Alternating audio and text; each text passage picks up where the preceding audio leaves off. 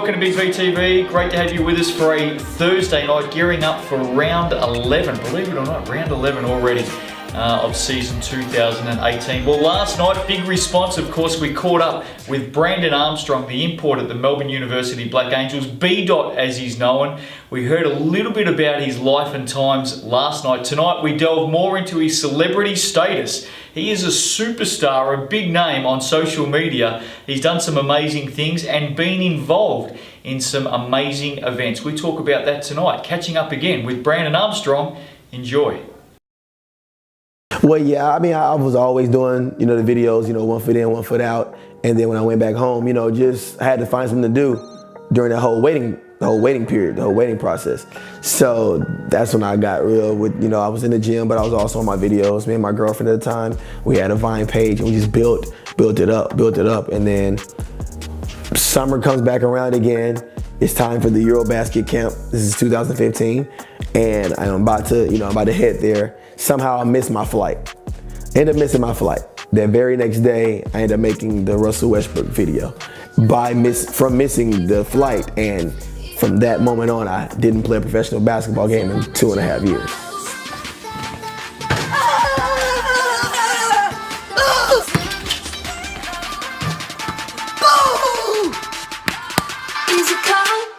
Easy go.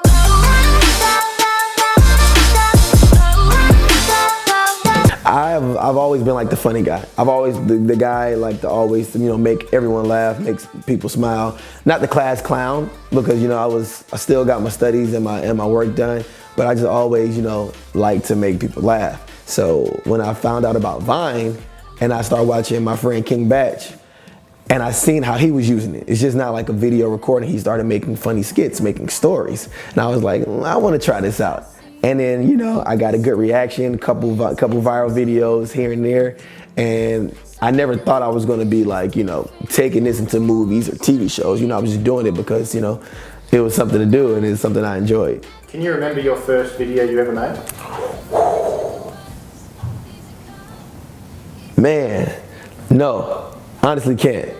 My first video that ever went viral, I should do this thing called Drake hands. And when Drake performs, he does this.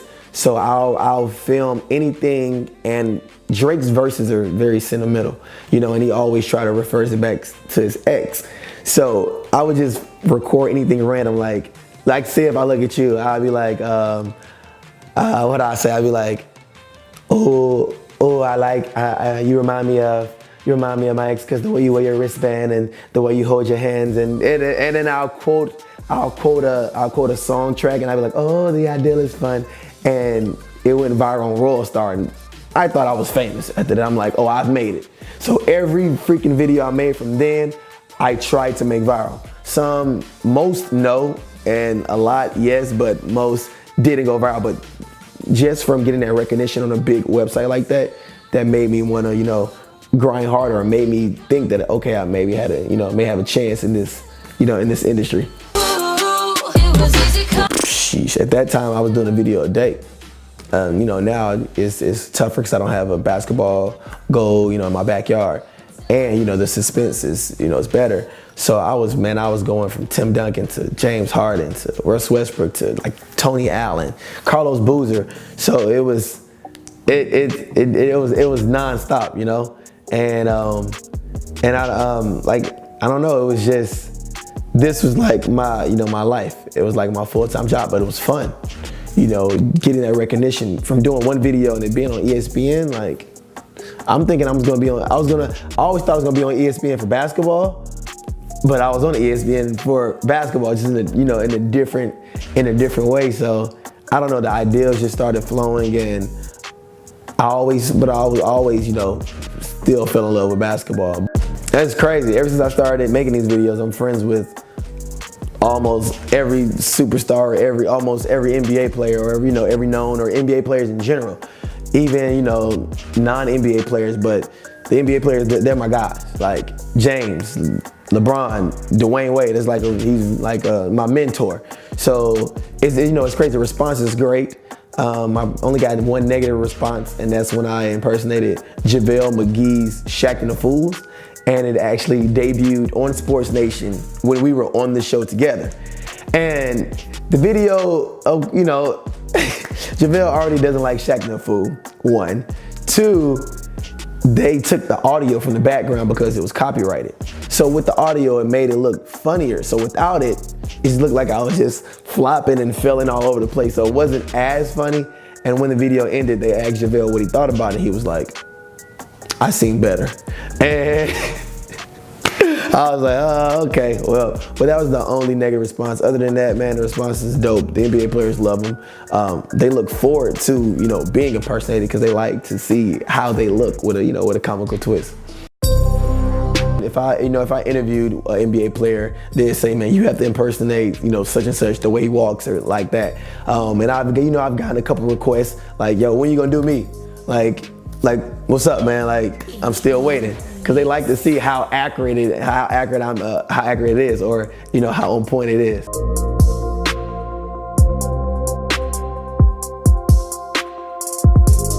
It just came about from, you know, the impersonations and me being, you know, at that time, during the summer before the NBA, they said I saved the summer. You know, I saved the summer for basketball because, you know, only thing there is Summer League, you know, and Olympic basketball. But so that relationship with the NBA and then ESPN with the 4-page spread, and me just kept, you know, building up, you know, my rep. That's how we got contacted by this guy named Jeff Sanchez, who runs all the NBA events. And, you know, he asked me if I wanted to, you know, try out, you know, do some participation, celebrity games, you know, around the community. And it was like private events. And I did it and I killed it. And he already knew in the back of his mind that, you know, I was going to be on it. So we were in Miami, and it was the last, you know, workout with a couple of celebrities. And, you know, I did my thing, of course. And at the end, he gave me like a word check and made the announcement that, you know, I was the first person to be selected for the 2016-17 NBA Celebrity Game, All-Star Game. And, you know, it was dope. It was dope. And he made it like my weekend because it was in New Orleans. And it wasn't that big. You know, all the celebrities were in LA this year, but he made it like mine. And just, you know, me getting MVP wasn't planned. You know, it wasn't like staged. It just happened. It was all, you know, it was all God timing. So it was, I don't know, it's still to this day is a surreal feeling. Even though this year I played in it, the one last year was just great because it was my first one.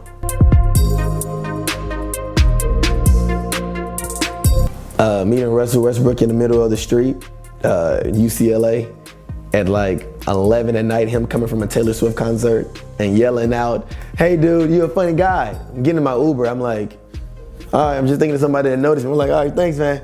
And this time we had the little hoverboards, you know, we ride on. So I'm carrying a big 50-pound hoverboard. So I'm putting it inside the Uber and the car's still right there. And I look, I'm like, Westbrook? He's like, yeah, man. So come on over. So that's what I talked to him and everything, from, man, meeting James Harden, driving from Atlanta. This is when I moved to LA, 36 hours, driving from Atlanta to Los Angeles, stopped in Houston, went out with my guy Sticky, he runs the nightlife there.